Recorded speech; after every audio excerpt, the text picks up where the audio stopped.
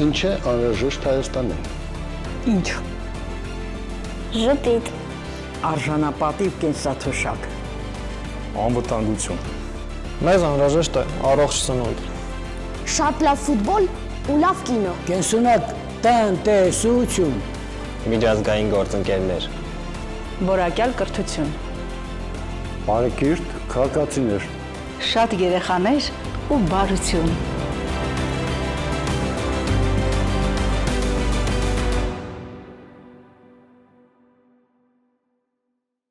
Հայաստանը գտնվում է բարձր ռիսկայնության գոտում, այս մասին պարբերաբար քննարկումներ անդրադարձներ եւ ռազմավարություն կազմվում է, բայց թե որ մասն է դառնում իրականություն, որ մասը ոչ, այսօր կքննարկենք, բացի այդ, առաջարկ Հայաստանի ծրագրի նախագծում ներկայացվել են քայլեր, որոնք առավել կառավարելի են դարձնելու բոլոր ռիսկային իրավիճակները Հայաստանի Հանրապետությունում։ Մինչ քննարկմանն անցնել է, ինչպես հասկացաք, մեր թեման արտակարգ իրավիճակների կառավարումն է, նշեմ, որ հաշվի առնելով թեմայի նեղ լինելը, ինչպես նաև որոշակի այլ հանգամանքներ, որոնք վերաբերում են բացառապես արտակարգ իրավիճակներին, այսօր մեր հյուրերի քանակը սահմանափակ է եւ այսուհետ նաև որոշակի նեղ ուղղվածություն ունեցող թեմաների պարագայում մենք քննարկումներն իրականացնելու ենք երկու հյուրի մասնակցությամբ։ Արտակարգ իրավիճակների նախարարության 2018-21 թվականների գլխավոր քարտուղար պարոն Վահագն Օհանյանն է եւ Պահեստազորի գնդապետ Տիգրան Ավագյանը։ Բարեկամներ, եկեք հիշենք, ինչից սկսվեց արտակարգ իրավիճակների եւ փրկարար ծառայության եւ դրա զուգահեռ ողջ կառույցի ձևավորումը, դա Սպիտակի երկրաշարժն էր, ճիշտ եմ։ Այո։ Պարոն Օհանյան, նշեմ, որ 2016 թվականից եմ աշխատել արտակարգ իրավիճակների նախարարությունում, 2018-ից 21-ը եղել եմ գլխավոր քարտուղար։ Նշեմ, որ նախարարությունը ինքը բազմապրոֆիլ մեծ նախարարություններ ուներ, բազմաթիվ ծառայություններ, 7-8 ծառայություն, բացի փրկարար ծառայությանը, պողակների եւ այլ կազմակերպությունների տեսքով 1988 թվականի ավերիչ երկրաշարժի ժամանակ դեռևս Հայաստանի Հանրապետությունը հասկացավ, որ չունի այդ ծառայությունը, որը որ կարող էր դիմակայել այդ աղետին։ Միջազգային հանրության օգնության շնորհիվ իհարկե փորձեցինք որոշ փորձ կատարվեց դուրս գալ այդ աղետից, սակայն նախարարությունը ստեղծվեց բավականին ուշ, ծառայությունները ձևավորվեցին, փրկարար վարչություն, սեյսմիկ ծառայություն եւ եթե չեմ սխալվում 2000-ականների 2005-6 թվականներին նոր ստեղծվեց արտակարգ իրավիճակների նախարարությունը, որին դες միացա արդեն նշեցի 2016 թվականին։ Նախարարությունում խնդիրները բազմազան են, որովհետեւ ոլորտները շատ են եւ իրարից տարբերվող նույնիսկ առաջի հայացքից, բայց սակայն բոլոր ծառայությունները իրար հետ պետք է համագործակցեն աղետների ռիսկի կանխարգելման եւ աղետների ռիսկի կառավարման շուրջ։ Ինչ եմ ուզում սրանով ասեմ, երբ որ նախարարությունը փակվեց, այն նախարարությունը փակվեց եւ փրկարար ծառայությունը եւ մնացած ծառայությունները միացան տարբեր նախարարություններ, օրինակ փրկարար ծառայությունը անցավ ներքին գործերի նախարարության ենթակայության, որպես մասնագետ կարող եմ նշել, որ փրկարար ծառայությունը ինքը լինելով հումանիտար ծառայություն, այսինքն հասնող, փրկող, օգնող ծառայություն ամբողջ աշխարհում դիտվում է որպես առանձին միավոր։ Ճիշտ է, կան երկրներ, որտեղ փրկարար ծառայությունը ներքին գործերի նախարարության ենթակայություն է կամ որ առանձին է, բայց մեր նման փոքր երկրները, որոնք որ օգնության կարիք ունենում են միշտ դրսի ներդրողների կողմից, դոնորների կողմից, ներդրումները եւ օգնությունները միշտ նայվում են որպես հումանիտար օգնություն։ Իսկ հիմա նախարարությունը գտնվելով ուժային կառույցի ներքո, յուրաքանչյուր արտակարգ իրավիճակի պարագայում դրսի ներդրումները, դրսի օգնությունները նայվելու են, դիտվելու են որպես ուժային կառույցի օժանդակություն, որը որ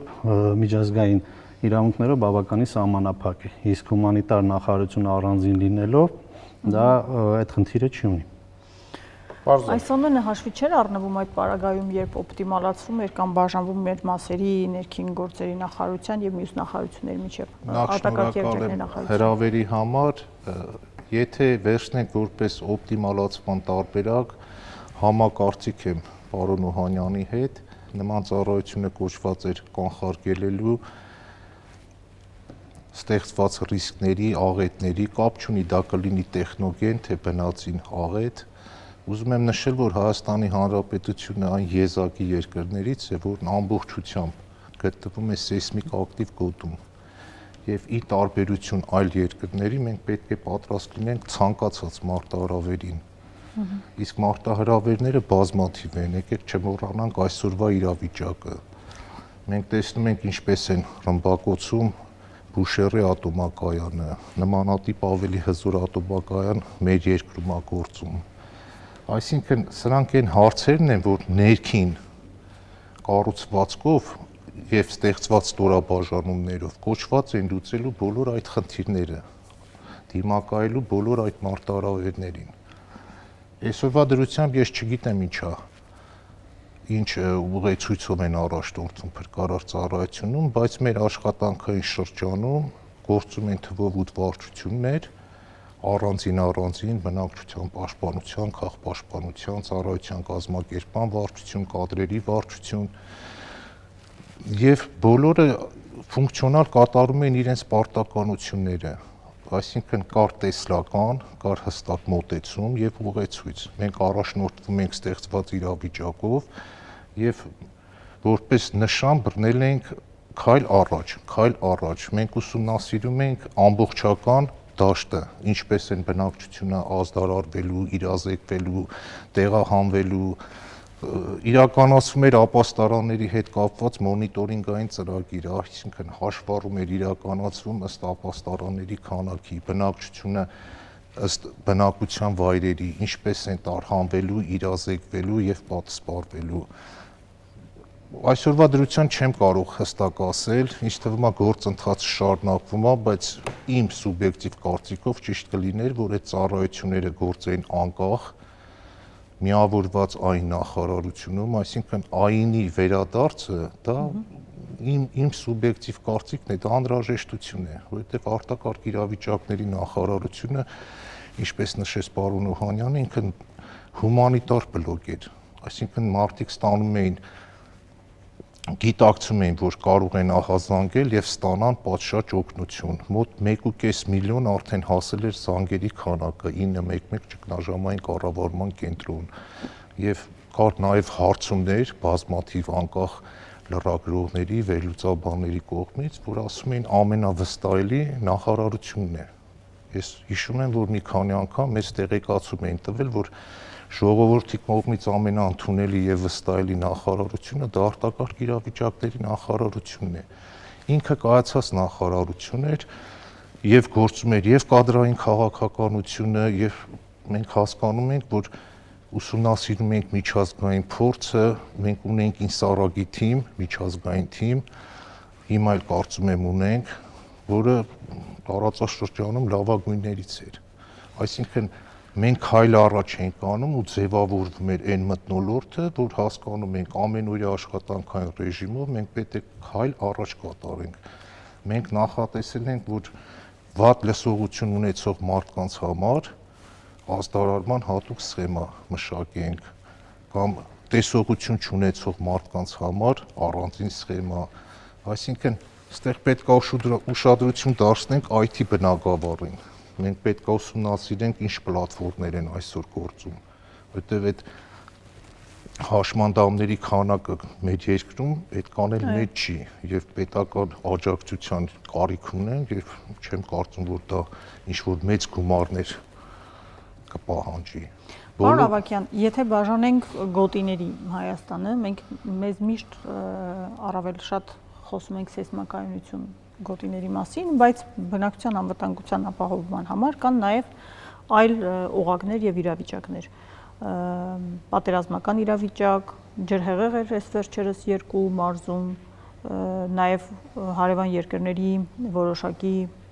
ռազմական իրադրությամբ պայմանավորված կարող է Հայաստանում մարդկանց հոսք լինել եւ ստեղծել ինչ-որ մի իրավիճակ, որը կառավարելի կամ անկառավարելի կդառնա, նաև ապաստարանների հարցը, սովորական անվտանգության հարցեր սկսած մարդիկ փրկարար ծառայությանը դիմում են նաև կենցաղային որոշակի գործ անելու հետևանքով օգնություն ունենալու պարագայում։ Եթե մենք բաժանում ենք գոտիների Հայաստանում, ապա ինչպես է հնարավոր մի քանի նախարարության միջև առկա դուք նշեցիք, որ պետք է համագործակցեն այդ հարցերի շուրջ։ Ինչպես արագ բաժանել, ինչպես կողմնորոշվել, ինչպես կառավարել եւ այդ գոտիները որոնք են անվտանգության։ Որ համարով։ Սպառնալիքները հիմա համարը փոխվել է 1-1-2։ Դե գիտեք, եթե մի համար 2 տարին մեկ փոխվում է, արդեն չգիտես վերաբերմունքը ինչպիսին կլինի։ Դրա մասին մի քիչ անց կլսենք մեր քաղաքացիներից, իսկ հիմա սպառնալիքների եւ աղետային գոտիների մասին, որոնք են։ Շնորհակալություն հարցի համար։ Ես ուղղակի կուզեմ մեջբերեմ, որ նման իրավիճակներում գոյություն ունեն փոխհամագործակցության պլաններ, այսինքն պետական ինքնակառավարման, պետական կառավարման մարմինները պետք է աջակցեն տվյալ իրավիճակում բոլորը համախմբեն այդ խնդրի շուրջ, լինեն համայնքային ղեկավարներ կամ պետական լիազոր մարմնի առողջապահություն, տարածքային կառավարում, որ այդ խնդիրները շատ արագ եւ օպերատիվ լուծեն։ Բայց դրանց լուծումները այնքանով են արտիական, որ այդ լուծումների հետ կապված միաժամանակ պետքա ձևավորվեն աշխատանքային խմբեր։ Այսինքն ըստ տարածքների տարանջատում գնա, տեսեք, դեպք կա լինում հայտարարում են հավաք։ Այդ հավաքի ընթացքում ինչ որ տրված է ժամանակաշրջան, հա, 40 րոպե կլինի, 30 րոպե կլինի, որ հավաքի ընթացքում բոլորը պարտավոր է ներկայանալ ըստ հավաքի վայր։ Հիմա ինչքանով է դա արտիական, այսօրվա իրականության մեջ հաշվի առնելով, որ մեր մոտ կան այդ խցանումները, հա, ռեալ չի եւ իրատեսական չի։ Այսինքն կարելի է ավելի օպերատիվ արագ արձագանքման համար, խնդիրները լուծելու, հաղթահարելու համար առաջնորդվենք ստեղծված իրավիճակով։ Եթե կան աշխատողներ, որոնք գտնվում են ըստ իրանց բնակության վայրերի, Աստված չանի լուրջ աղետի դեպքում, իրանք կարող են դիսլոկացիա լինել, հա, կամ մենք կարող ենք ուզել առողջապահության նախարարությունից մեր բժիշկների ցանկը, չէ՞։ Հիմա Աստված չանի, եթե մի իրավիճակ լինի, եկեք չմոռանանք 4-5 տարի առաջ երկրաշարժ եղավ, 4-5 ժամ կապը կորել էր, քաոս էր քաղաքում։ Նույնիսկ մենք իրար մեջ չենք կարող հեռախոսներով հաղորդակցվենք։ Իսկ նման դեպքերում արդեն պետքա լինի հստակ հաստատված պլաններ, որ մարդիկ իմանան։ Բժիշկը եթե ճանապարհները պարալիզացված են, կապի միջոց չկա, ինքը պետք է իմանա ըստ հասցեի, որ ապաստարանին է գծված,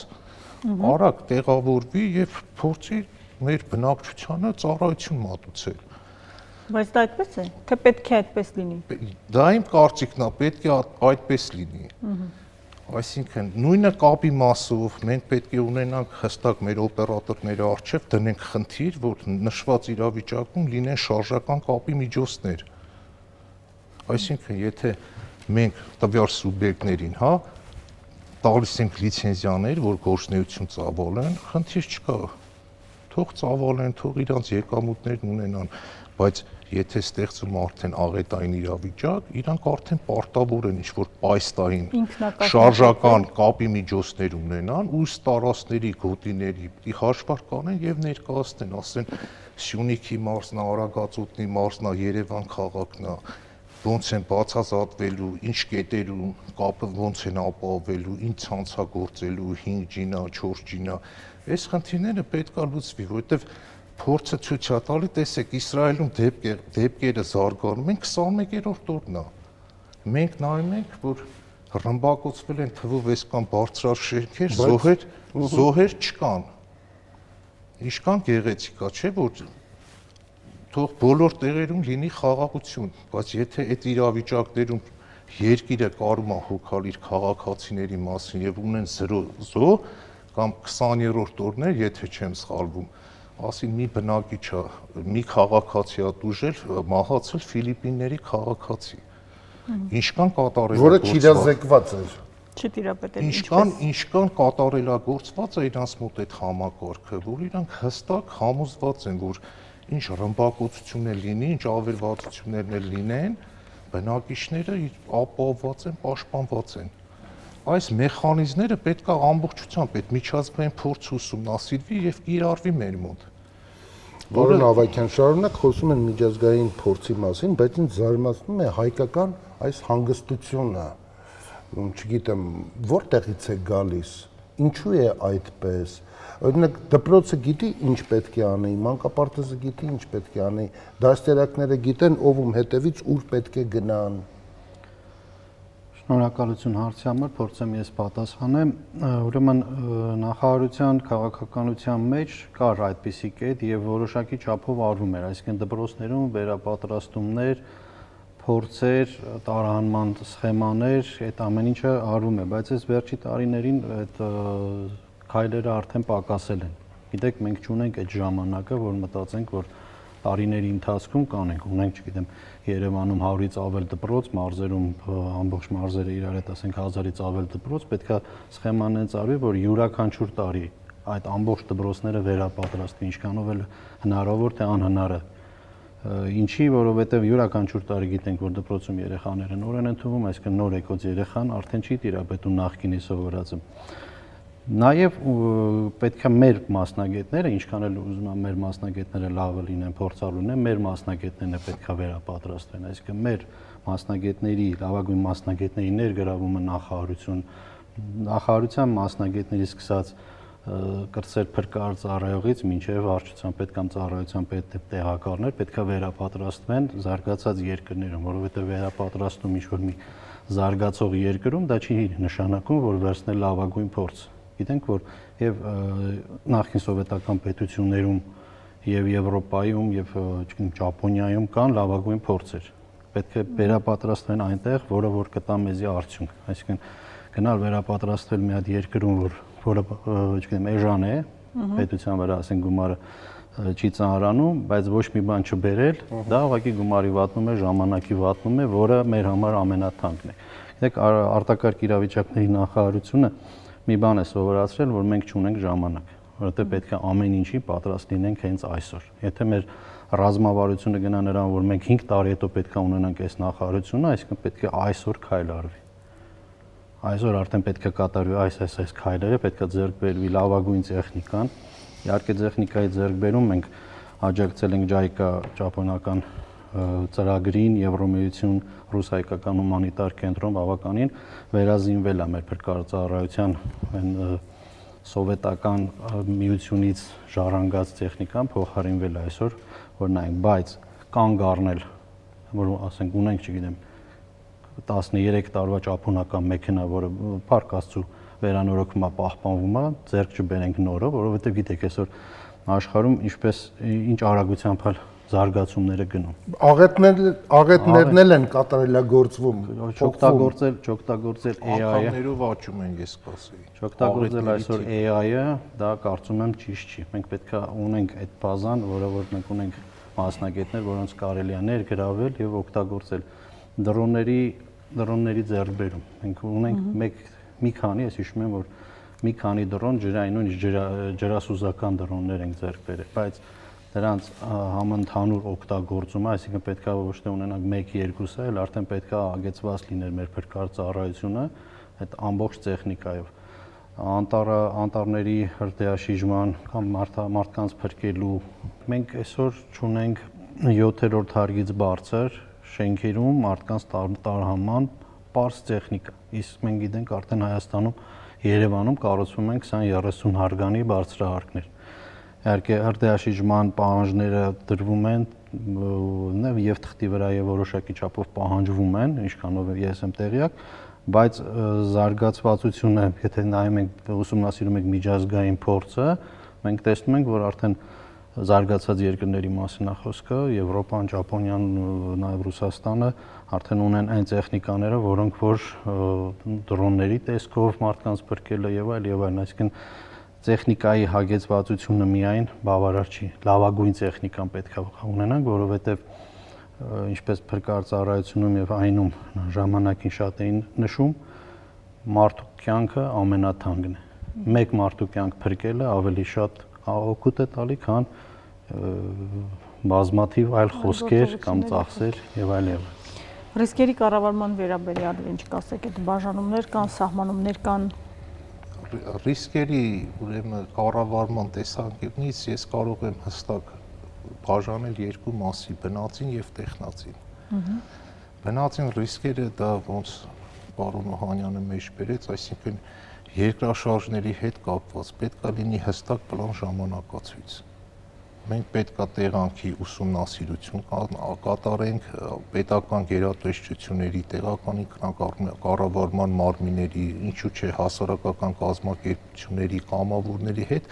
խմբեր ձևավորենք ըստ տարածքների, ըստ բնակության վայրերի, որպեսզի քաոսային իրավիճակ չստեղծվի, որովհետև փորձը ցույց է տալի, դա ամբողջ աշխարհով ընդունված կարգ է, որ այդ իրավիճակներում չկա կապ, չկա կառավարում։ Մենք պետք է առաջնային հասկանանք ոնց են կապի խնդիրը լուծում։ Կապված այդ, որ ասում ենք, խցանումների հետ, այսինքն մենք պետք է հնարավորինս քիչ հասցնենք մինիմումի տեղաշարժումները, հղում կատարենք տեղանքի վրա, տեղանքի ուժերի, ռեսուրսների վրա, որտեղ լինելու է ժամանակի կորուստ, իսկ խնդիրը դրված է մարդկանց կյանքերը փրկելու։ Հիմա ինչքանով է ճիշտ շտապօգնության մեքենան, բոլորս հասկանում ենք, որ ժամը 18:00-ից հետո 2-3 ժամ խցանում է, դուք պատկերացրեք այդ քաոսային իրավիճակում հստակ կանչեր չեն կարող սպասարկվել։ Այսինքն պետք է տարանջատում լինի, ըստ բուժ կենտրոնի, ըստ հիմնարկների, ըստ բժիշկների քանակի։ Ինձ թվում է նաև քաղաքացիները որոշակի ըստ քաղաքացիների կարող են չէ լինել կամավորական միավորներ կամ հասարակական կազմակերպություններ, որ որպես ռեզերվային ուժ կընտրվեն այդ աշխատանքները։ Այս սրա մասին է խոսքը։ Հիմա եթե պիտի բժիշկը գնա իր աշխատանքի վայր ու չկարողանա հասնի դեպքի վայր, ինչքանով է դա ճիշտ։ Ուղղակի սա իմ կարծիքով, ես ոնց ուսումնասիրել եմ, փորձել եմ այս խնդիրները, մեգապոլիսներում այս խնդիրները բոլորի մոտ առկա են։ Պարոն Օհանյանն ասում է, մենք ճապոնական փորձն ենք ուսումնասիրում, բայց իրանք այն եզակի երկրներից են, որ երկրաշարժի ժամանակ իրանք պատասխանվում են իրանք բնակության շենքերում, իրանք բնակության վայրերում, որտեվ գիտեն, որ այնքան ամուր են այդ շենքերը կառուցվել, սեյսմիկ անվտանգ են, որ խնդիր չունեն կյանքի եւ առողջության։ Երևանում մաքսիմալ սեյսմիկ անվտանգությունը որքան է սահմանված, 8 բալ թե 9 բալ։ Որպես այդպեսին դες Սահմանումը ես պատասխանեմ հարցից ինչքան որ տեղյակ եմ, նոր կառուցվող շենքերը 9 բալ է։ Հա, նոր կառուցվող։ Բայց մենք Երևանում ունենք մոտավորապես 60-70% բնակ ֆոնդ, որը այդ 9 բալի դեպքում չի դիմակայել։ Այսինքն նախկին շենքերը, որոնք որ 3-4 աշճանի արդեն վթարային են, այդ շենքերը Աստվածաշանի Երևանում լինի 9 աշճան երկրաշարժ, 9 բալ երկրաշարժ շենքերը չեն դիմակայել, դրա մասին բազմիցս խոսել են սեյսմիկ ծառայության մասնագետների, սեյսմիկ ծառայության մասնագետ չեմ, ես ցիտում եմ իրենց ասածը, որը որ նաև քննարկումների ժամանակ ենք մենք դա ֆիքսել եւ աշխատանքներում արդեն պահանջ էինք դնում, որ յուրաքանչյուր շենքի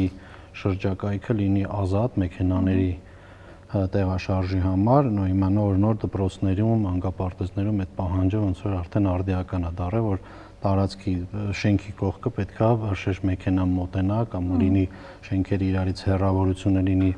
սեյսմիկ գնահատականներով սահմանված նորմատիվով, որպեսզի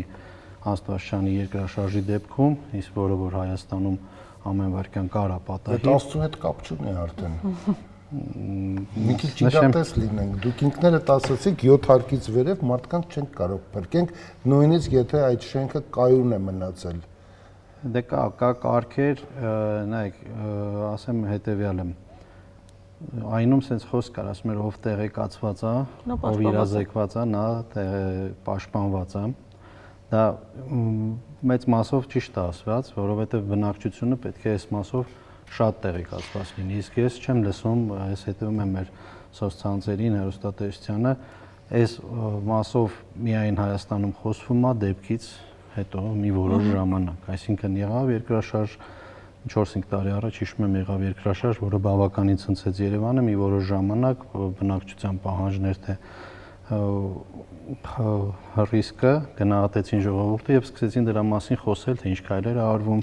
նույն դեմքերը, նույն բառերը սկսեցին ասել հեռուստատեսությամբ, մի քիչ խոսեցին ու անցան, ու այս քայլերը։ Նույն այդ իրազեկվածությունը, եթե այսօր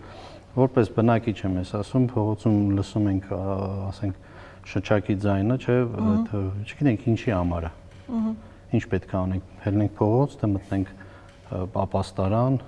ինչ անենք, ջուր վերցնենք։ Իսկ ինչ անենք։ Իսկ ինչ անենք, պետքա պետությունը այդ քայլեր անի, այսինքն պետքա մանկապարտեզից սկսած, մանկապարտեզ, դպրոց, ուսումնական հաստատություններ, պետական ծառայություն եւ մնացած մասնավորին իրազեկի, շատ պետքա իրազեկի, այնքան իրազեկի, որ ոնց որ պարոն Ավագյանն էր ասում, զարգացած Ճապոնիան գիտի, Ճապոնիայի բնակչությունը, ճապոնական երեխան գիտի, մեր երեխան է պետքա իմանա ինչ անի, որովհետեւ այդ քայլերով են փրկվում կյանքեր։ Լսենք մեր քաղաքացիներին, տեսնենք իրենք որքան են իրազեկված եւ ում են դիմում, երբ անհրաժեշտ կա դիմել փրկարար ծառայությունը։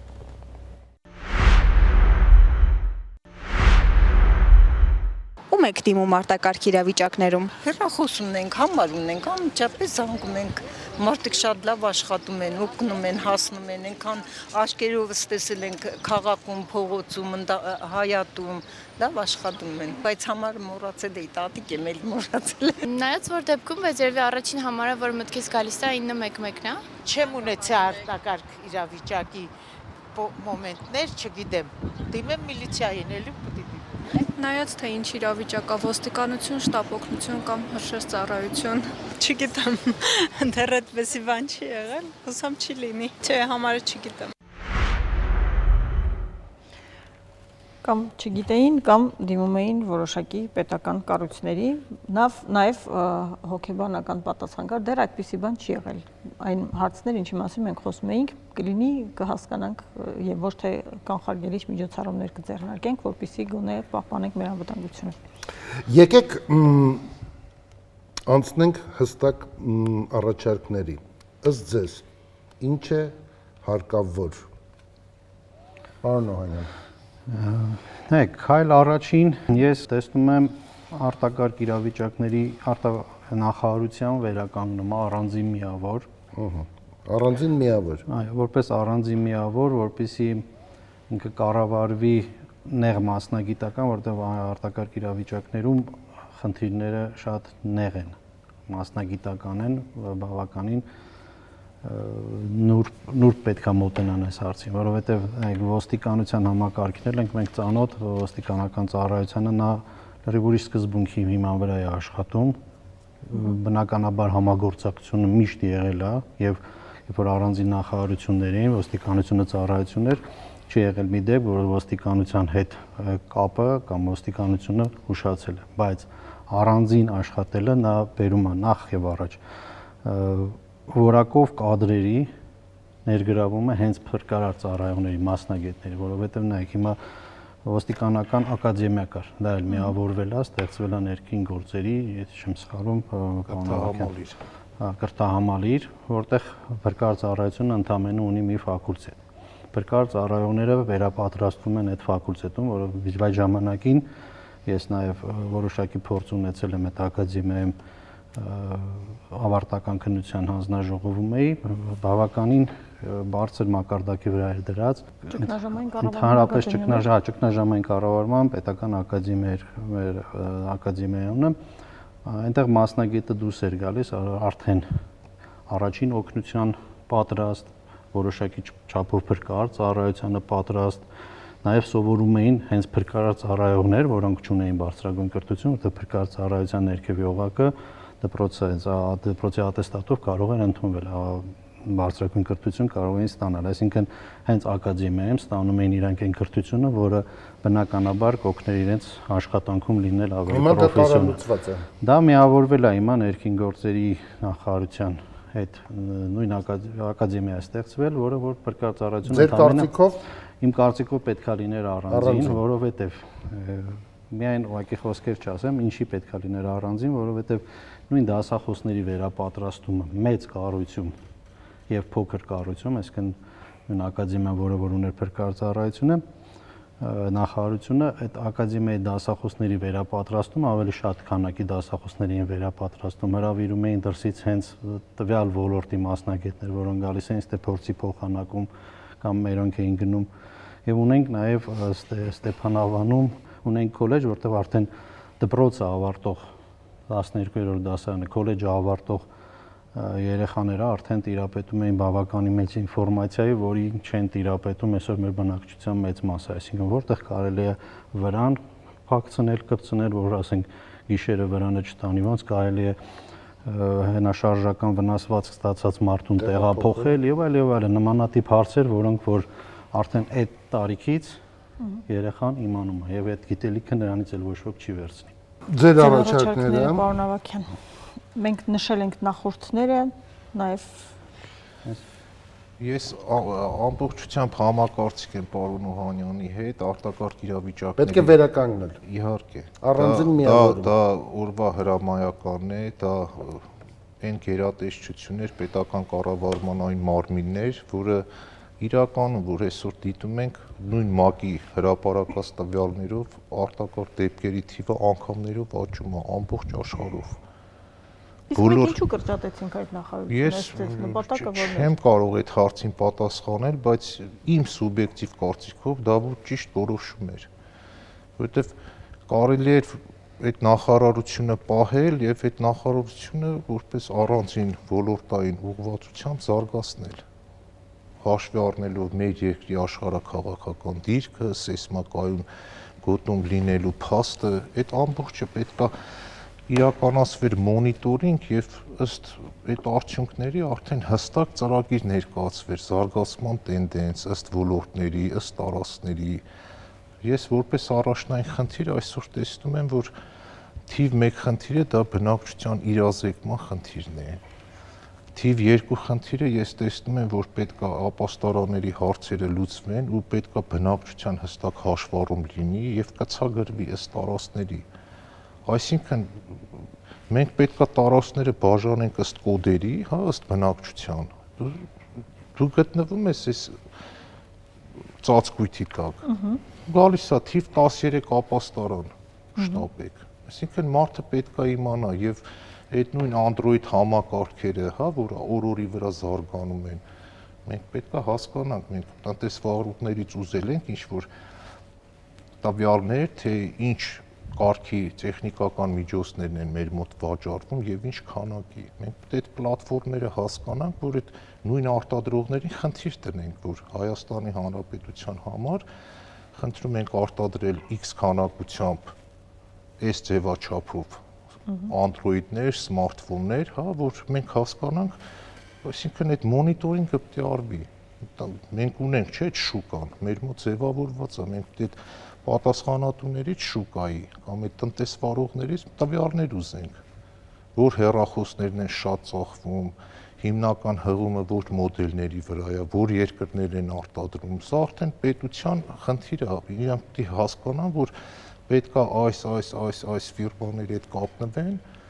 եւ խնդիր տնեն, ինչի մեր հայոց լեզուն չի կիրառվում։ Այդ ամբողջը պետք է դրվի, կամ ինչ որ տենում ենք, հա, Ուկրաինայում ոնց է օգտագործվում այդ արբանյակային կապը, նկարահանումները, մենք չենք ասում ամբողջ տարածաշրջան, բայց գոնե մեր մասով մենք կարող ենք, չէ՞, խնդիր տնենք, չգիտեմ, Իլոն Մասկի ընկերությունն կամ ընկերություններն է, բաներ ուզենք, այդ քարտեզագրումներ ուզենք, որ հստակ on-line ռեժիմով մենք կարողանանք դիտարկում իրականացնել եւ հասկանանք, որ տարածքներ են խիտ բնակեցված, ինչ իրավիճակ, այսինքն ամենօրյա մոնիտորինգով ու տարանջատում իրականացնենք։ Նաև ակտիվացնենք այդ ամբողջի մեջ ռոմինգ ծառայությունները։ Հիմա դրսից մարդ հայկել, ասում ենք մենք ուզում ենք զարգացնենք, հա, մեր տուրիզմը, բայց մարդիկ գալիս են, բայց մարդկանց չկա այդ նույն իրազեկումը։ Այդ ամբողջը համակցված, այսինքն որ վերջնում ենք առանձին օղակներով, իրանք որ միացնում ենք իրար, ստանում ենք ամբողջական պատկերը։ Հա, մենք իրականացնում ենք վարժանքներ, կան ուսումնական վարժանքներ, բայց ուսումնական վարժանքները իրանք կրում են լոկալ խնդիր, ըստի պետք է խնդիրը դրվի գլոբալ իմաստով։ Դեռ կարող է ստեղծվել իրավիճակ, որ իրականում պարալիզացվենք։ Այս բոլոր խնդիրները պետք է հաշվի առնենք, ըստ խնդիրների, ու սա պետք է լինի պլանային լուծում։ Ոչ թե ինչ-որ գործակարգավարական խորհրդակցությունների շրջանակներում կամ արձանագրություն թիվ 1, թիվ 2, այլ պլանային, կոնկրետ աշխատանքային խմբեր ձևավորվեն ըստ շահագրգիռ գերատեսչությունների։ Եվ այդ խմբերը հերթով խնդիրները ձևակերպեն եւ լուծումներ տան ու աշխատեն ամենօրյա ռեժիմով։ Պետք է լինի մոնիտորինգի կենտրոն, որ միջազգային որ միջազգային փորձը ուսումնասիրի, որովհետև տեխնոգեն աշխարհը այսօր այնքան է զարգանում, որ առավոտ քնից արթնանում ենք, հասկանում ենք, որ ինչ-որ նորամուծություն կա գիտության բնագավառում, որը կիրառելի է մեր երկրի համար։ Պետք է լինի փորձի փոխանակում, մեր մասնագետները պետք է գործուղեն բոլոր զարգացած երկրները, մենք հասկանանք, որ այս իրավիճակում ինչի էս երկրում այսքան մեծ աղետ եղավ, մեկ այլ ուրիշ երկրում աղետը ամենամինիմում քանակի էր։ Մենք դի գնանք, հասկանանք, քննարկենք, դիտարկումներ անենք, համապատասխան հաշվետվություններով, նախաձեռնություններով ներկայացնենք խնդիրները, որպեսզի տանք հստակ լուծումներ։ Իսկ մենք ունենք կադրերի բավարար քանակ այդ ամենը իրականացնելու, նաև փրկարար ծառայություն իրականացնելու համար, որովհետև մենք իհարկե որոշակի բարելավումներ կան փրկարարների վարձատրության մեջ, բայց այնուամենայնիվ այդ մարդիկ եթե հերթափոխով են աշխատում, զբաղվում են այլ աշխատանքով, մեքենաներ վարել եւ այլն, ու նաև մասնագետների առումով, հա, երբ նախարարությունը լուծարվում կամ օպտիմալացվում միանում է մեկ այլ նախարարության, պարզ է, որ այդ կադրերը այլևս չեն սկսում այդ նույն մասնագիտությամբ առաջ գնալ, սկսում են այլ աշխատանք ձեռք բերել կամ այլ մասնագիտություն ձեռք բերել։ Հիմա այդ ամենը շղթայական իրականացնելու համար Հայաստանում կան այդքան մասնագետներ։ Հենց դրա համար ենք ասում, որ այդ նախարարությունը պետք է հետ վերադարձ լինի։ Մենք պետք է դնենք քննարկում իրականացնենք, հասկանանք ըստ զանգերի քանակի, ըստ դեպքերի քանակի։ Տեսեք, օրինակ հիմա Երևանի դեպքերի քանակը անգամներով շատ են, քան, չգիտեմ, մեկ այլ մարզում ամբողջությամբ այդ մարզի դեպքերի քանակը վերցրած։ Այսինքն ըստ հրշեջ փրկարարական ջոկատների պետք է արդեն հստակ հաստիկացուցակներ սահմանվեն, որպեսզի անմիջական իրական դիմակայություն ունենան օրվա մարտահրավերներին։ Եթե այս տարածքում լինում է 1500 դեպք, մեկ այլ տարածքում լինում է 3-4 դեպք, արդեն այդ ամբողջը վերանայվի։ Այդ կադրային քաղաքականությունը ժամանակին ես այսօր իրականում չեմ տիրապետում այդ թվերին, որովհետև 2023 թվականին անցել եմ կենսաթոշակի, բայց դա այն ուղեցույցն է եղել, այն օրվա հրամայականը, որով մենք առաջնորդվել ենք, արտակարգ իրավիճակների նախարարությունը դա կայացած կառույց էր։ Սա ես որպես սպա եմ ասում, մարդ ով իր ծառայությունը սկսել է շարքայինից, 25 տարվա աշխատանքային ստաժ է ունեցել եւ դա իմ համոզմունքն է, եթե մենք ուզում ենք, որ մեր երկիրը լիարժեք, բավարար դիմակայի օրվա մարտահրավերներին, մենք պետք է ունենանք այդ մարմինը։ Ինքը առանցին որպես օղակ պետք է գործի պետական ինստիտուտներում եւ իր խնդիրները դնի։ Ու բոլոր մեր գերատեսչությունները, նախարարությունները պետք է հնարավորինս աջակցեն, որ այդ խնդիրները լուծվեն, որովհետեւ խոսքը գնում է մարդու չէ, մարդկանց կյանքերի մասին։ Ես փորձեմ ավելացնեմ, գիտեք, որ հարց տվեցիք, ինչու նախարարությունը միավորվեց, փակվեց։ Իմ կարծիքով նախարարությունը կարելի էր միավորել, փակել, եթե ինքը ձախողել էր։ Բայց այնը չէր ձախողել։ Այնը մի քանի տարի ճանաչվել է, չգիտեմ, փորձ մի քանի անգամ արվել, նախկին իշխանությունների օրոք, այսօրվա գործող իշխանությունների օրոք, վերջը հասան երևի ինչ-որ ուժեր նրան, որ այնը փակվեց եւ փրկարծառայությունն անցավ ներքին գործերի նախարարության ենթակայության տակ, բայց կարելի էր միավորել, օպտիմալացնել, եթե օպտիմալացումը կբերեր, չգիտեմ, ինչ-որ ֆինանսական միջոցների խնայողության, այն նախարարությանը, որը ձախողել է, որտեղ կան մարդիկ աշխատում են, բայց իրենց էկոնոմիկայի նախարարությունը օրինակ չէ, ոչ մի բան չեմ ակնարկում, որովհետև ես այսօր մի քիչ հեռու եմ պետական համակարգից, չեմ տիրապետում որտեղ ինչ է կատարվում, ուղղակի ես նշում եմ այն փաստը, որ այնը լավագույն նախարարություն էր ճանաչվել մի քանի տարի շարունակ։ Եվ մի բան էլ հավելեմ, որ խոսեցինք նոր պարոն Ավագյանն էլ ասեց, տարածքներում խմբերի, չէ, ինչ որ փրկարարական խմբերի, ոչ թե փրկարծառայողների, այլ մարդիկ, ովքեր կարող են մասնակցել փրկարար օպերացիաներին, փրկարարական գործողություններին։ Այդ խմբերի նու կամ որոշ մարզեր, որտեղ որ կան ունեն, ասենք Շիրակի մարզը ունի, Լոռու մարզը ունի, բայց իրենց էլ է վերապատրաստում պետք, իրենց էլ է պետք նաև ֆինանսավորում, չառանձնացնեմ, ինչի, որովհետև առանց ֆինանսավորման ոչ մի բան չի լինում։ Իսկ որպես ֆինանսիստ նաև նշեմ, որ զարգացման ֆոնդը նախարարության պետքա 2% չլինի, պետքա բարձր լինի։ Այսինքն ամբողջ ֆինանսականը 80-90% գնում է միայն աշխատավարձ, պահպանման ծախսեր, զարգացմանը գումար չի հատկացվում։ Այ որ զարգացմանը մեծ գումար կհատկացվի, մենք արդեն կունենանք այն նախարարությունները, այն կառավարությունները եւ երկիրը, որի մասին երազում ենք։ Ի վերջո այնպեսի տպավորություն է, որ մենք մեր մասին չենք մտածում ուղակի, չենք ուզում մտածել։ Դա մեր կլինի կմտածենք։ Ժողովրդի կյանքն է, ապագան է։ Նշեմ, մտածում եք, մի քիչ առաջ ես դրա մասին խոսեցի։ Մտածում ենք քայլ ենք անում այն դեպքում, երբ որ ինչ-որ մի բան պատահում է։ Ու ասում ենք պատրաստ չէինք։ Կարելի է նախորոք այդ ամեն ինչը կանխարգելման վրա ծախսել եւ չունենալ աղետ։ Ի վերջո ներքին գործերի նախարարությունը շատ մեծ նախարարություն է, ենթակառուցվածքները շատ են եւ իրադարձություններն են շատ մարզային բոլոր այդ կառույցների վանջ եւ մի հատ էլ դնել եւ փրկարար ծառայությունը միացնել այդ նախարարությանը,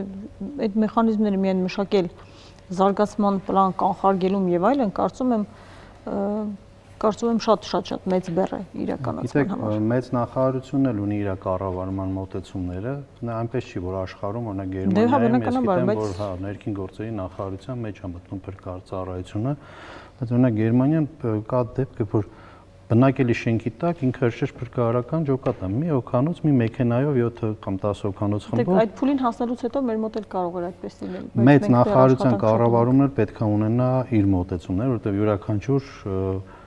նախարարությունների մեծացումը միավորումները, տենսերներ միավորենք, սարքենք մի հատ կառավարություն կվերջացնենք, բայց նախարարությունների սպეციფიკան դա կախված է նաև իրենց զարգացման վեկտրից, թե ինչ ուղղությամբ վրա է գնում, էլի նախարարությունը ինչ ուղղություն է բռնել։ Ռազմավարությունը ես տեղյակ եմ, որ մի քանի տարի առաջ է մշակվել կառավարության կողմից հաստատվել այն ռազմավարությունը, այսինքն աղետների ռիսկի կառավարումը։ Այդ ռազմավարությունը ես կարծում եմ իմ սուբյեկտիվ կարծիքն է, որ պետք է արդեն 94-5 թվականին մենք ունենայինք, ոչ թե 2020, 21 կամ 23 թվականին։ Լավ է որ ունենք։ Նույնումա պահենք եւ հետևենք։ Ռազմավարությանը պետք է անպայման հետևենք, որ ունենանք զարգացում, ճիշտ զարգացում։ Անցնենք առաջարկների ամփոփմանը։ Այո։ Դե ամենագլխավորը, որ որպես առանձին միավորում արտակարգ իրավիճակների նախարարության ստեղծումը, վերաստեղծումը, հետ վերադարձը, վերականգնումը։ Ճգնաժամային կառավարման ակադեմիա, բնակչության իրազեկում, ապաստարանների վերազինում եւ ապաստարանների վերահաշվարկում ըստ տարածքների, ըստ մասերի, որ ամեն քաղաքացի իմանա։ Գիտեք, այսօր մարդիկ իրենց հեռախոսով հարյուրավոր տարբեր ներողություն, անհեթեթ հավելվածներ ունեն։ Բայց ինչպես փրկվել եւ ուր գնալ, նման հավելված չկա։ Փրկվելու հավելված։ Այո։ Թե չէ քանի տոկոս զեղչ այսօրից այն օրը վազելով գնացեք հավելվածը ձեռքների։ Դպրոց մանկապարտեզ ուսուցում, տարհանման ծրագիր, կադրերի վերազինում, դրա հետ միասին կամավորներ, որոնք կարող են միանալ հասարակական կազմակերպություններ, կրկին ես հիշեցի 88-ի երկրաշարժի ժամանակ առաջի փրկարար ջոկատները, դրանք ալպինիստական խմբերն էին եւ սպիտակ ջոկատը, որը եղավ, ես էլ այդ կազմում էի, կան, ովքեր կան, ինչ ռեսուրս ունեն, որոնք կարող են մասնակցել, այլ ոչ թե բոլորը իրենց մեքենաներով նետվեն ինչ-որ միտեղ նայելու համար կամ նկարելու, խանգարելով շտապօգնությանը, օրինակ։ Առաջարկների թվում նաև դրոնների ձեռքբերումներ, արհեստական բանականության կիրառումը, ինչպես նաև այն, որ կապի օպերատորներ ունենան ռեզերվային կայաններ եւ փրկվելու հավելվածը ձեր առաջարկներ, կարծում եմ վատ առաջարկ չէ։ Մենք բաց թողեցինք մի կարևոր փաստ նաև չխոսել այսքանի մասին եւ չխոսել փրկարար ծառայողի սոցիալական վիճակի մասին, այլ դուք ասացիք, որ աշխատավարձի աճ եղել է, բնականաբար ես էլ հիշում եմ, որ աշխատավարձի աճ կա, բայց քանի որ փրկարար խոսում եմ կրծեր աշխատակիցների, հենց փրկարար ծառայողների մասին, ոչ թե ղեկավար կազմի մասին, նրանք որ հերթափոխով են աշխատում, կարելի է նաև բավականին սոցիալական լավ ծրագրեր կա, նաև ներգրավել այդ սոցիալական ծրագրին ոչ միայն ասենք դեպքի ժամանակ կամ առողջական ապահովագրությունը, այլ նաև շատ ավելի բազմազան լինի փրկար ծառայողի սոցիալական վիճակը իր ծառայությունը, որպեսզի նա չուզենա եւ չունենա այդ պահանջը այլ աշխատանքի, այլ վճարովի աշխատանքի դիմի։ Եվ բացի այդ մնա իր մեջ բարի կամքը մարդուն մնա իր մեջ որպես դրա համար պետք է այո գնահատված լինի։ Փրկարար կոչմանը այո մնա դրական ստիմուլը ինչ տեսակետից, օրինակ եթե փրկարարը գիտի, որ լինելու է իր սոցփաթեթի ապահովումը, ինքը շարունակական աշխատելու է գիտելիքների վրա, ձեր ասած այդ աշխատանքային գրաֆիկների ընթացքում չի գնալու ինչ որ այլ գործերով զբաղվի, այսինքն սա ամենօրյա աշխատանք է, որ մարդիկ պիտի ձգտեն, իմանան, որ իրանք ապահովված են, որ խնդիր չունեն, կամ որ կենսաթոշակի անցնեն, իրենց ընտանիքի հոգսերը կարող են հոգալ։ Այդ որ մենք խոսում ենք միջազգային այդ ստանդարտներից, մենք պետք է դնենք մեզ իդենտիֆիկացնենք մեր կարգավիճակը բոլոր այն զարգացած երկրների հետ, որտեղ նույն այդ փրկարարները անհոգ են եւ եթե անցնում են կենսաթոշակի, գիտեն, որ ոչ միայն իրանք, այլ նաև իրանց ընտանիքի անդամները եւ առողջապահության ոլորտում եւ չգիտեմ բիզնես վարկերի հետ կապված ունեն արտոնություններ եւ օգտվում են այդ արտոնություններից։ Այս սա պետք է կիրառվի եւ ամենակարևորը ընդ մենք այսօր ունենք օրենսդիր օրենքների հետ կապված, չասեմ օրենսդիր մարմնի, ուղղակի մենք ժառանգություն ենք ստացել հետ խորհրդային օրենքների փաթեթներ կամ որոշումներ, որոնք այսօր պետք է վերանայվեն։ Այսինքն, եթե խորհրդային միությունը դա մոնո իմպերիալիստական երկիր էր, հա, իրանք տվել էին մեզ հետևյալ ձևաչափը 25 տարի անընդմեջ ծառայության ընթացքում, եթե դու անցնում ես կենսաթոշակի, ստանում ես 1.5 միլիոն դրամ միանվագ, հա, դրամական, ասենք պարգևատրում, լավ, սենց ասենք, բայց այդ անընդմեջ բառը այսօր պետք է դուրս գա, իսպար վերածվի, որովհետև ինչ է նշանակում անընդմեջ, այսօրվա իրականությունը ոչ մեկ չի կարող աշխատել անընդմեջ 25 տարի, Էդի խորհրդային տարիներին էր ինստիտուցիոնալ երկիր էր, պլանային երկիր էր, իրանք որոշում են բժիշկների քանակը, բուհերի ուսանողների քանակը, հստակ այն ժամանակ չէր կարող։ Մանկավարժը դառնար բժիշկ կամ երաժիշտը դառնար մանկավարժ։ Պատմաբան։ Իսկ այսօրվա իրականության մեջ այդ կրիտերիաները պետք է վերացվեն։ Այսինքն, եթե մի մարդ աշխատել է 25 տարի գնում 350,000 ստանում, մեկ ուրիշ մարդ գնում 1.5 միլիոն ասում, ինչքանով է դա ճիշտ, վիրավորական է, չէ՞, նույն պաշտոնների համաճեք, նույն աշխատանքային ստաժով, հա, նույն մարտական ուղին արծած մարդիկ են, անընդմեջ բառը պետք է վերանա։ Հիմա մարդը ընտանեկան պայմաններից ելնելով ով կարա 25 տարի այդ բանին ընտանեկան պայմաններ, առողջական պայմաններ եւ այլն դուրս կարա ինչ-որ երեխայի հիվանդության պատճառով մեկ կամ երկու տարով արտասահման, հա, բուժման նպատակով 1000 խնդիր կարա, մարդիկ են, չէ՞ այդ մարդիկ։ Այդ կրիտերիաները պետք է այդ ամբողջը վերանայվի։ Մարդը պետք է իմանա, որ այս ժամկետը ծառայել է իր հայրենիքին, հա, Պաշտ ձևով իր աշխատանքն իրականացնել է, ունի իր աշխատանքային ստաժը եւ հստակ իմանա, որ ստանալու է այսքան գումար։ Եվ կենսաթոշակի անցնելուց ունենալու է հստակ իր ապահովագրությունը, իր ապահովագրական փաթեթը, այդ որ իմանան այդ փաթեթի չափը, տրման կարգը, ինչ արտոնություններ եւ լիազորություններ է տալու, այդ փրկարարները արդեն ամենօրյա ռեժիմով իրենց կխրախուսեն, որ լավ ծառայեն։ Որտեվ գիտեն, որ այս ժամկետ անցնելուց հետո իրանք պաշտպանված են լինելու երկրի կողմից ամուր սոցիալական փաթեթներով։ Լսենք ամենագետ արհեստական բանականության կարծիքը։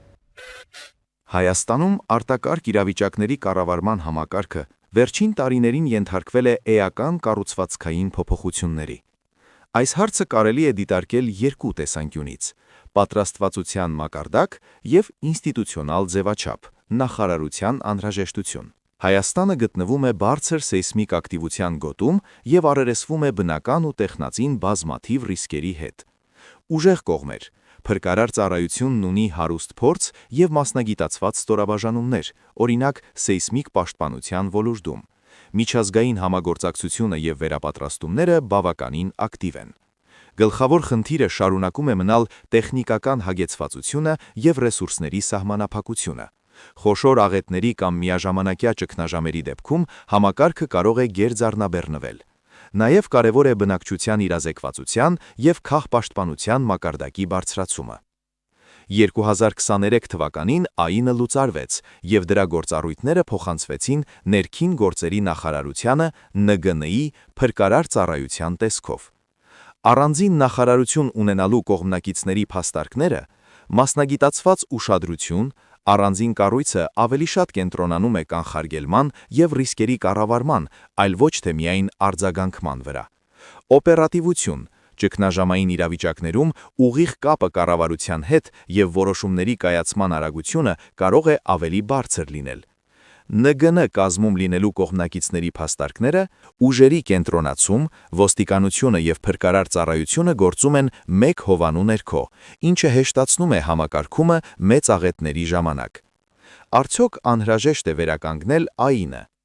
Սա մասնագիտական քննարկման առարկա է։ Շատ երկրներում, օրինակ ԱՄՆ, Վրաստան, փրկարար ծառայությունները գործում են ՆԳՆ-ի կամ ազգային անվտանգության կառույցների ներքո։ Կարևորը ոչ թե ցուցանակն է, այլ այն, թե որքանով է կառույցը ինքնուրույն իր մասնագիտական որոշումներում եւ որքանով է ֆինանսավորվում։ Հայաստանի համար առանցքային է ոչ թե կառուցվածքային փոփոխությունը, այլ կանխարգելիչ միջոցառումներ, շենքերի սեյսմակայանություն, ջրամբարների անվտանգություն եւ ժամանակակից տեխնիկայի առկայություն։ Սա էլ արհեստական բանականության գնահատականներ։ Մի փոքր ոչ կողմնակալ էր այսօր արհեստական բանականությունը։ Դե ինչ տեսնում է, այն էլ ներկայացնում եմ։ Շնորհակալություն բարեկամներ այս քննարկմանը մասնակցելու համար։ Ես կարծում եմ, որ գլխավոր բանը Հայաստան երկիր դրախտավայր խոսքերը միայն երգի եւ բանաստեղծության մեջ չպետք է լինեն։ Համաձայն եմ։ Շնորհակալություն։ Ինչ է անհրաժեշտ Հայաստանին։ Ինչ։ Ժպիտ։ Արժանապատիվ կենսաթոշակ։ Անվտանգություն։ Մեզ անհրաժեշտ է առողջ սնունդ։ Շատ լավ ֆուտբոլ ու լավ կինո։ Կենսունակ տնտեսություն։ Միջազգային գործընկերներ։ Որակյալ կրթություն։ Բարեկիրթ քաղաքացիներ։ Շատ երեխաներ ու բարություն։